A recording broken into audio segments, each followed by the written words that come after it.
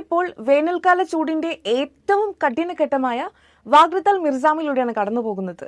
മിർസാം നക്ഷത്രത്തിന്റെ, അതായത് സിറിയസ് നക്ഷത്രത്തിന്റെ ഉദയത്തോട് ബന്ധപ്പെട്ട ഒരു ഘട്ടമാണിതെന്നാണ് Emirates Astronomy Society chairman Ibrahim Al Jarwan പറയുന്നത്. അദ്ദേഹം പറയുന്നത് പ്രകാരം ഈ കാലാവസ്ഥ ഓഗസ്റ്റ് 10 വരെ നീണ്ടു നിൽക്കും. ഇത് പണ്ട് മരുഭൂമിയിലെ ബേദൂയിൻ ജനതയും മറ്റു പ്രദേശവാസികളും കർഷക കാലക്രമത്തിനും കുടിയേറ്റങ്ങൾക്കും മുമ്പുള്ള സൂചനയായി ഉപയോഗിച്ചിരുന്ന ഒരു ഘട്ടമായിരുന്നത്രേ. അൽ മിർസാം ഉദിച്ചാൽ നിങ്ങൾ ഒട്ടകങ്ങളെ കൂട്ടി പുറപ്പെടാൻ തയ്യാറാകൂ എന്ന് പണ്ടുള്ളവരുടെ ഒരു ചൊല്ലുണ്ടായിരുന്നെന്നും പറയുന്നു.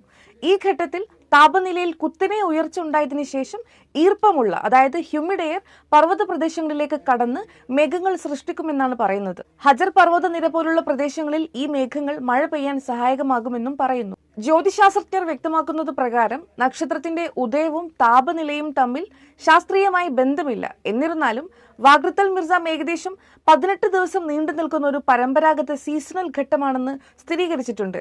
ഇത് കാലാവസ്ഥാ മാറ്റങ്ങൾക്ക് മുൻകൂർ സൂചനയായി കണക്കാക്കപ്പെടുന്നു.